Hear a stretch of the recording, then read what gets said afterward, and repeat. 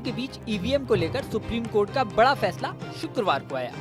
Supreme court ने VVPAT verification की मांग से जुड़ी हुई सभी याचिकाओं को खारिज कर दिया है। साथ ही फिर से बैलेट पेपर से चुनाव कराने की मांग भी खारिज कर दी गई है।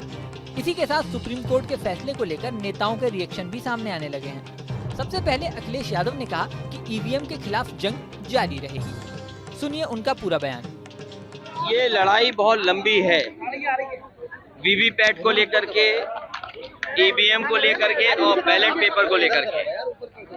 ये लड़ाई लंबी है।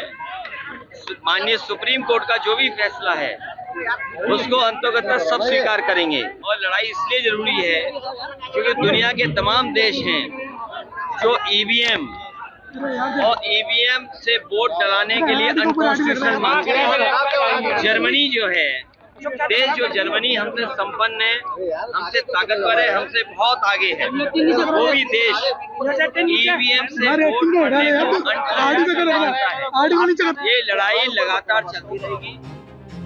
इसी के साथ बिहार के अररिया में चुनाव प्रचार करने पहुंचे पीएम मोदी ने भी अपने भाषण में ईवीएम और बैलेट पेपर का जिक्र किया। ये पहली बार है जब पीएम मोदी ने किसी भाषण में बैलेट पेपर और ईवीएम का जिक्र किया है। उन्होंने कहा कि पहले बैलेट पेपर लूट लिए जाते थे, अब गरीब को ईवीएम के द्वारा उसका हक मिला है। सुनिए पीएम मोदी ने और क्या कहा। आरजेडी कांग्रेस के इंडी गठबंधन को ना देश के संविधान की परवाह है और ना ही लोकतंत्र की परवाह है। ये वो लोग हैं जिन्होंने दशकों तक बैलेट पेपर के बहाने लोगों का, गरीबों का अधिकार छीना।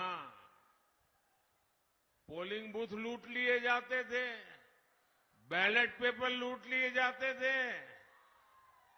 अब गरीबों को,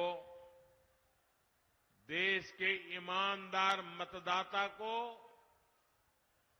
ईवीएम की ताकत मिली है।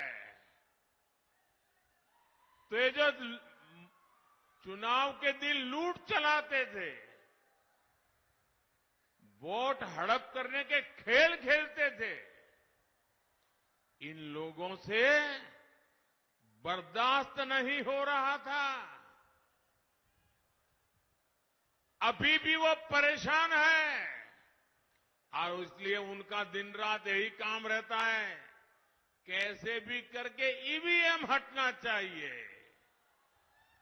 ये बटन दबाने वाला खेल बंद होना चाहिए। यही उनका खेल चल रहा है। बता दें कि ईवीएम की बजाय फिर से बैलेट पेपर से चुनाव कराने की मांग काफी समय से हो रही है। अब सुप्रीम कोर्ट ने इससे जुड़ी सभी याचिकाएं खारिज कर दी हैं। इसी के साथ ईवीएम और वीवीपैट की सभी पर्चियों की 100% मिलान की मांग भी खारिज कर दी गई है। हालांकि सुप्रीम कोर्ट ने कहा है कि 45 दिनों तक वीवीपैट की पर्चियां सुरक्षित रहेंगी। ये पर्चियां उम्मीदवारों के हस्ताक्षर के साथ सुरक्षित रहेंगी। कोर्ट ने निर्देश दिया है कि चुनाव के बाद सिंबल लोडिंग यूनिटों को भी सील करके सुरक्षित किया जाएगा। ये भी निर्देश दिया गया है कि उम्मीदवारों के पास नतीजों की घोषणा के बाद टेक्निकल टीम द्वारा ईवीएम के माइक्रो कंट्रोलर प्रोग्राम की जांच कराने का विकल्प होगा, जिसके चुनाव की घोषणा के 7 दिनों के भीतर किया जा सकेगा। इस वीडियो में फिलहाल इतना ही। बने रहें न्यूज नेशन के डिजिटल प्लेटफॉर्म पर।